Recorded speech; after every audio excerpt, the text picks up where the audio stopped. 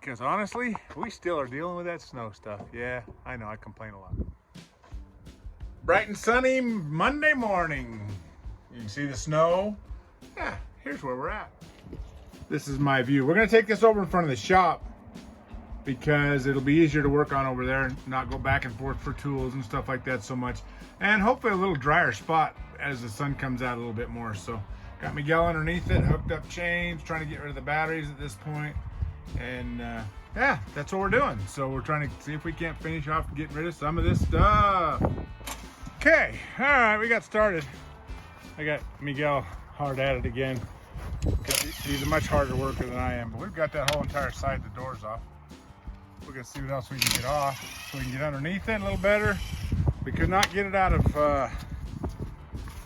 park or gear or anything, so we ended up just dragging it. I mean, well, it wasn't gonna come out, so we drug it. So now we're gonna get this side off. We're gonna see if we can't figure out where the bolts are for the coach and just pull the coach off, but we're gonna have to see how that goes. So, all right, cool. I got to where I was starting to take this side apart, and I thought, okay, the screws aren't coming out because they're stripped, but they're not stripped. The outside is rotten too. So the wood on the outside is just as bad as the wood on the inside. I'm gonna just peel this thing completely off and then take these doors right off. So that is really rotten. We're having some fun though, man. I was trying to bring it out to where it was in a drier spot, but I never quite made it. We're kind of in a little bit of a wet spot, but we're gonna work this out. So we'll figure out what we can do. I'm kind of sad because I thought the outside wall was in good shape, but it is not. It is completely, I mean, ready? That's it right there. I mean, that's just crap. Dang it. Oh well, it didn't really matter. Just breaking the screws, popping the screws out, nothing is holding on. So, wow. Just keeps coming. Yeah, that's what I'm thinking. So here's the other, we absolutely had to take this out because somebody wants this. So we're taking this out. We're gonna take it out as best we possibly can. So we're looking here, and I don't know if you can see it, but there's some bolts. This is pretty crusty underneath here, but I think that's just the plate. There's some bolts holding it on. And so I think we're gonna undo those bolts and try and lift that and bring it out.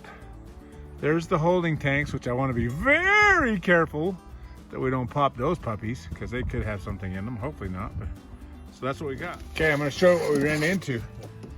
These flat tops are what holds that propane tank in. And we're trying to figure out what we're going to do now. I think we're just going to cut the wood because there's no way to really make those spin because they're so corroded like this that they're just not going to come out. So I think maybe that's what we're going to do. Let's see what we can do. Okay, well, we got it. Yep, that's the tank.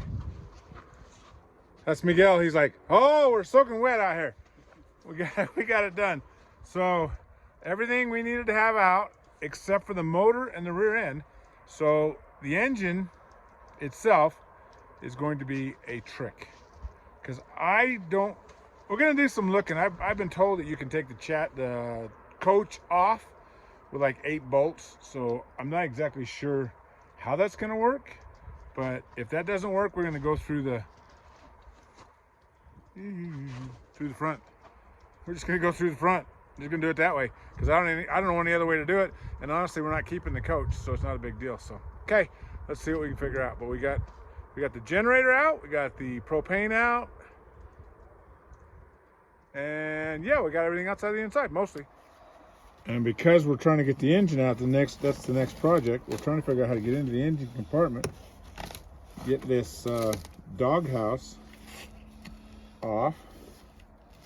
So we're tearing the dash to pieces. I mean, we've destroyed this thing pretty bad, tearing it up pretty good. So trying to figure out how to get this thing right here, all this off. So we're taking screws out of the front, and then I'm gonna have to cover it just in case it snows. We don't want the engine to get wet, but we're doing all right. We're gonna survive somehow.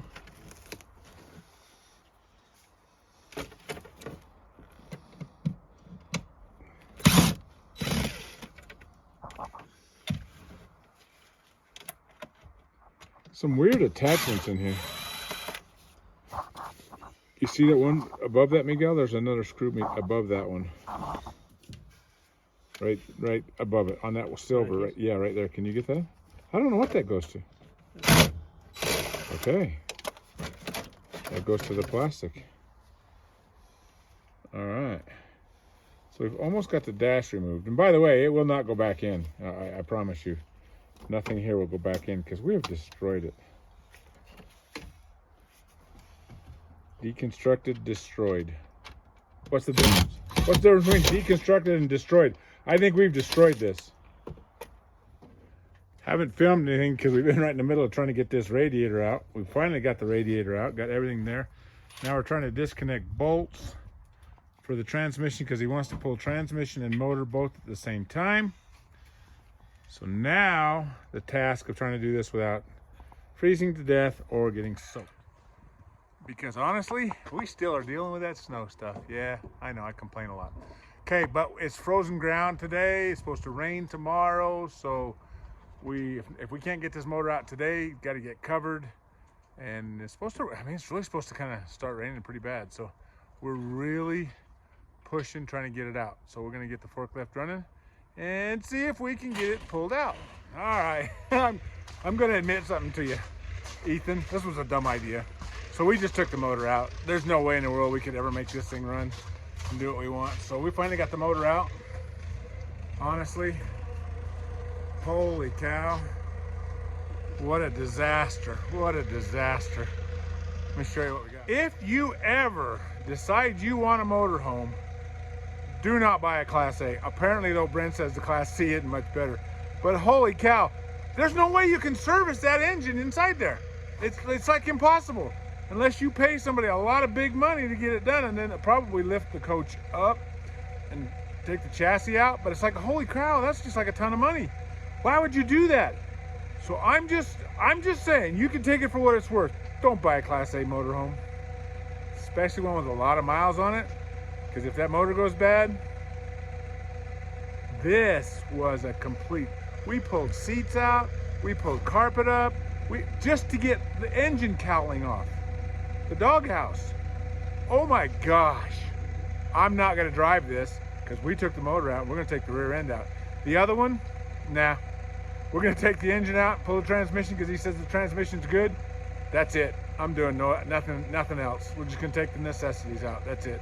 Sorry, I lied to you. I didn't lie to you. I didn't know how bad it really was. So that's not technically a lie. That's just like, that's wishful thinking. Not gonna drive one of these things around anywhere. Not happening. All right, got back from lunch. We're gonna come check out our handiwork here, what we did this morning. Got some fun stuff we did on this forklift. Not forklift, we made it a forklift. The backhoe, we make it into a forklift. So we're gonna check this out, see what we can do. So just look what I got here. We made a backhoe into a forklift. Forgot to show you all the workings. We cut these down, ground on them. Gonna put some end caps on them. We're gonna put some forks on it. We have made a backhoe into a forklift. Fun times. Serious dilemma here. Honestly, what am I gonna put in this gap? This dude is huge. So I got Miguel to help me out. There's our solution. I will cut that off though. I promise. I gotta cut it off to where it's round. But it made me think about putting something on there as a guide too, so never can tell. I think it's a good idea. Okay, we're doing this. We're gonna add a handle on here. Not a handle, it's gonna be a guide. I'm gonna add a guide similar to that piece right there.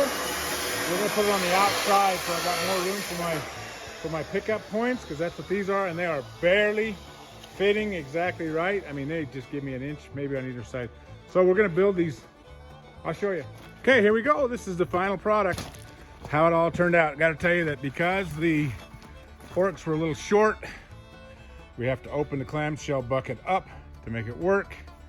But this is the final product. I put these on like we talked about, just in case I wanted to see the ends if I couldn't see them. And that, guys, is the final product. I'm pretty proud of that. I think we did all right. I welded that. I ended up breaking one yesterday.